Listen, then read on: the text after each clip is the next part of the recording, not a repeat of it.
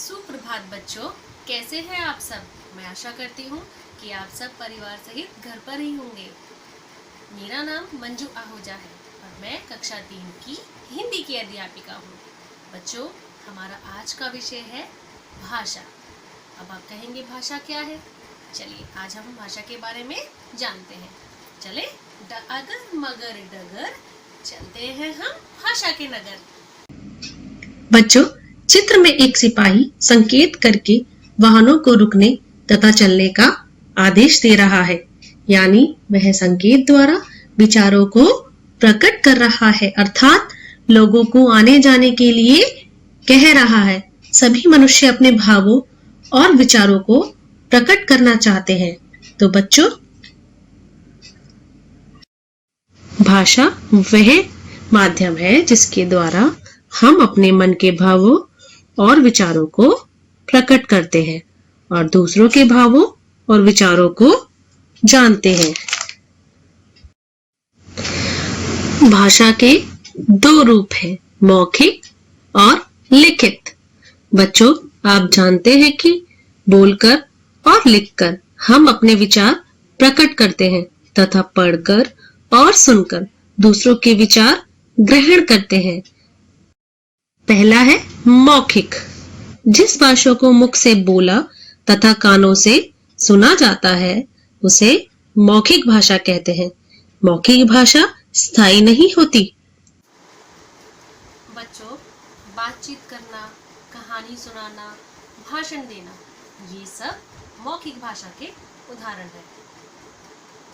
दूसरा है लिखित भाषा।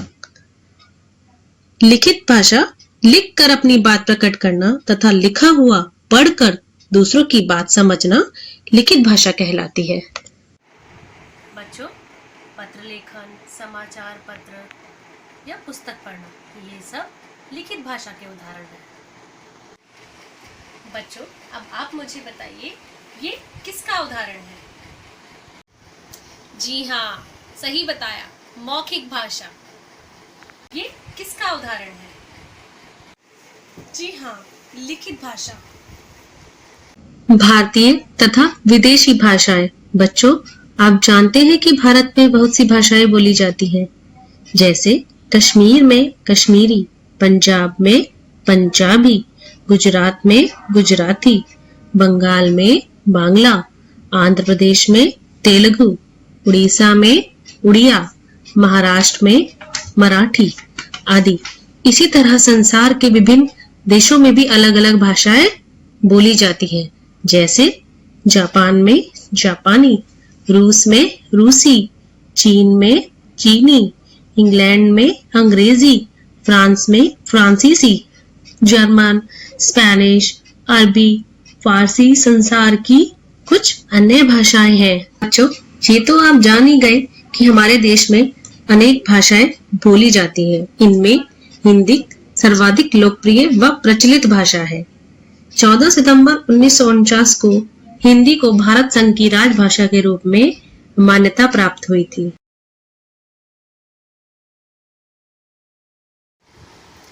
सुप्रभात बच्चों, कैसे हैं आप सब। मैं आशा करती हूँ कि आप सब परिवार सहित घर पर ही होंगे।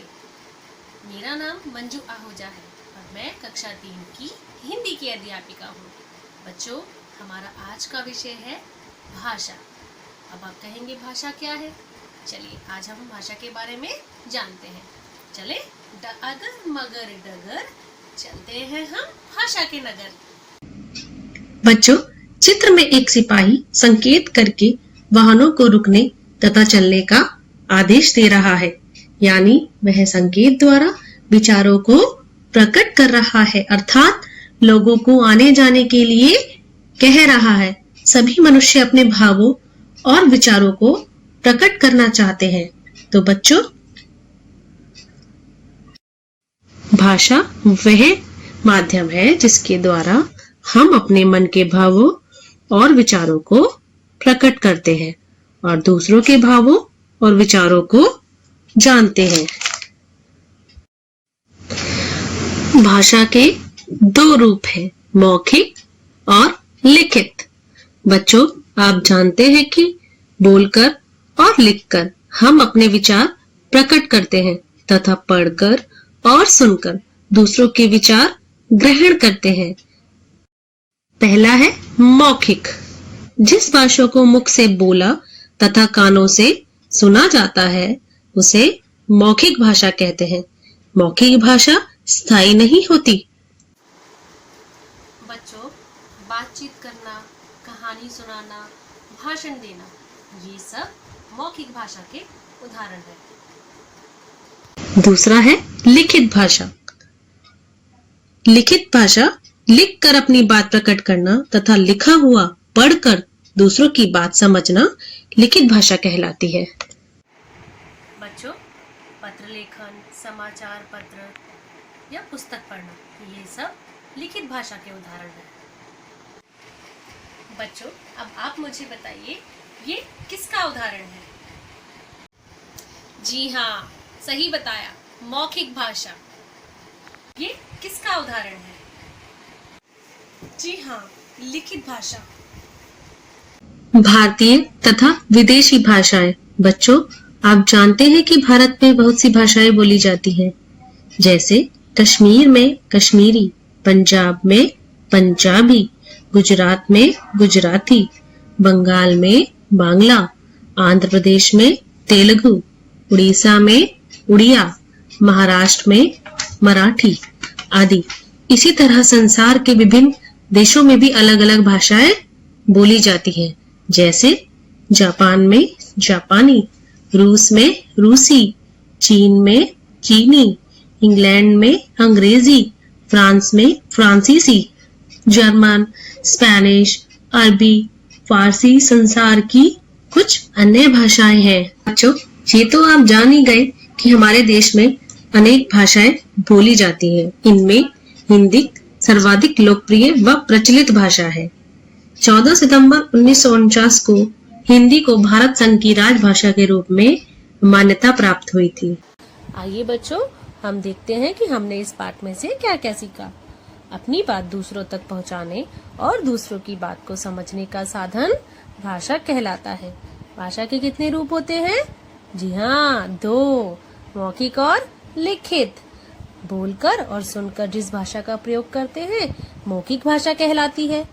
पढ़कर और लिखकर जिस भाषा को समझा जाता है वह लिखित भाषा कहलाती है। हमारी राष्ट्रभाषा कौन सी है? हिंदी। प्रतिवर्ष 14 सितंबर को हिंदी दिवस के रूप में मनाया जाता है।